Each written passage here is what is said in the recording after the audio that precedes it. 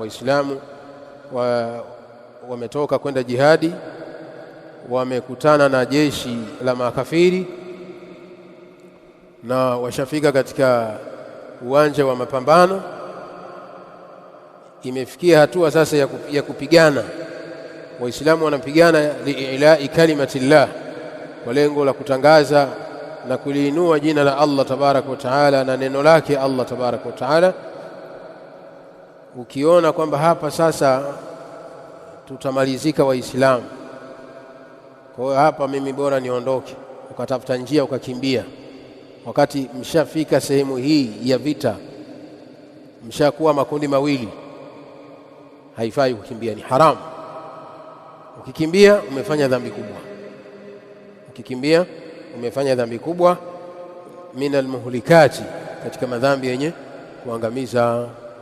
Ni kwa sababu ukikimbia unawavunja moyo waliobaki, na inaonesha wewe huna imani thabiti, huna imani thabiti kumwamini Allah tabaraka wa taala. Kwa sababu ukishatoka kwenda jihadi mawili, umetoka kwa ajili ya Allah tabaraka wa taala, imma an-nasru wa imma ash-shahada.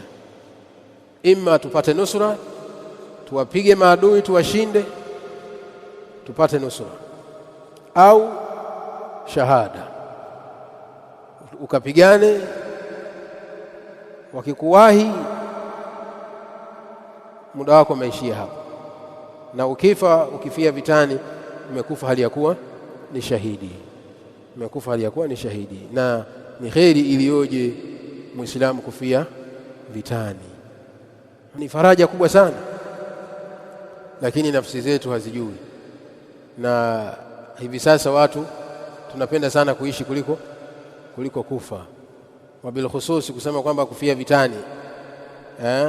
Vitani maana yake jihadi ya kisheria, sio jihadi za Boko Haram na Islamic State. La, tunakusudia jihadi ya kisheria ambayo watu wanatoka kwa amri ya amiri jeshi, kwa kiongozi wa nchi, rais au mfalme, sawa, au khalifa, anatoa jeshi, wanapigana nyuma ya bendera, sawa. Sio upiganaji wa al-shababi wa Somalia na wengineo. Wale ni magaidi, wale ni magaidi.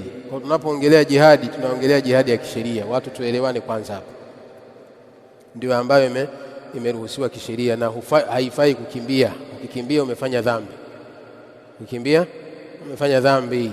Ama kukimbia huko Boko Haram, kama umepelekwa na watu min haithu la tash'ur, ulikuwa hujui, ukashtukia umeshawishiwa, ukashawishika, ukaenda Somalia, mara umefika ukacheki, ukaona hapa bora nikimbie. Ukikimbia umeinusuru nafsi yako na umeinusuru dini yako, sawa sawa. Ukikimbia Somalia na sehemu nyinginezo ambazo zinafanyika mapigano ya kinyama, ukikimbia hulaumiwi, bali unasifiwa. Unafanyaje? Unasifiwa kwa sababu umeinusuru nafsi yako.